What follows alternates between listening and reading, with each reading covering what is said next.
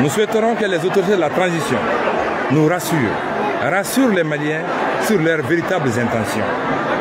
Je pense que cela est important parce que le pays traverse un moment des plus grandes fragilités. Donc il est important qu'on sache exactement où on met le pied. Donc ce meeting, c'est pour attirer l'attention des autorités de la transition, non seulement sur les engagements pris, mais aussi de préserver le Mali. Et si on ne vous écoutait pas, quelles sont les actions que vous allez engager? Ben, vous savez, au plan politique, nous avons les moyens légaux de l'État. Les moyens légaux de l'État, c'est ces meetings, c'est des conférences de presse. Et d'ailleurs, nous prévoyons dans 2 semaines inviter toute la population malienne et tous ceux qui ont confiance en nous à se retrouver au boulevard pour que le souci soit partagé par l'ensemble, par un ensemble encore plus large. Et c'est ce que nous comptons faire. Et nous pensons que, même si nous ne sommes pas écoutés, il est important que, en tout cas, l'option contraire, je veux dire le discours contraire, soit entendu. Dans nos pays, en démocratie, on paye l'opposition pour qu'elle s'oppose. Nous ne sommes pas payés pour ça.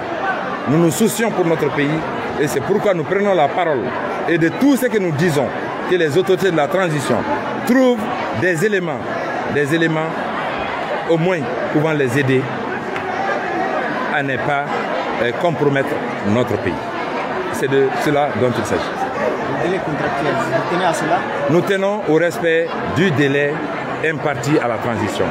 Si ce délai n'est pas tenable, au lieu de le dire sur France 24, au lieu d'aller le dire sur RFI, nous souhaitons que les autorités de la transition du Mali appellent les Maliens, les responsables maliens, pour dire nous avions pris cette décision, mais à l'épreuve des faits, voici ce que nous avons pu réaliser, voici ce qui nous reste à réaliser sur la base de tâches bien claires.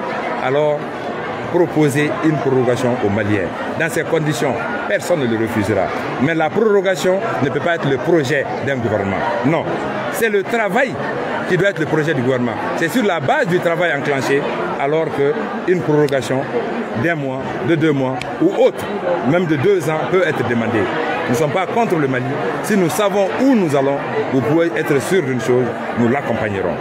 Mais pour nous, le plus important, c'est de savoir où nous partons. Où est-ce qu'ils sont en train d'amener le Mali? C'est cela, en fait, notre inquiétude aujourd'hui, et nous sommes venus l'exprimer de la façon la plus claire, en suivant, effectivement, sur initiative, bien entendu, des femmes du cadre. Merci bien.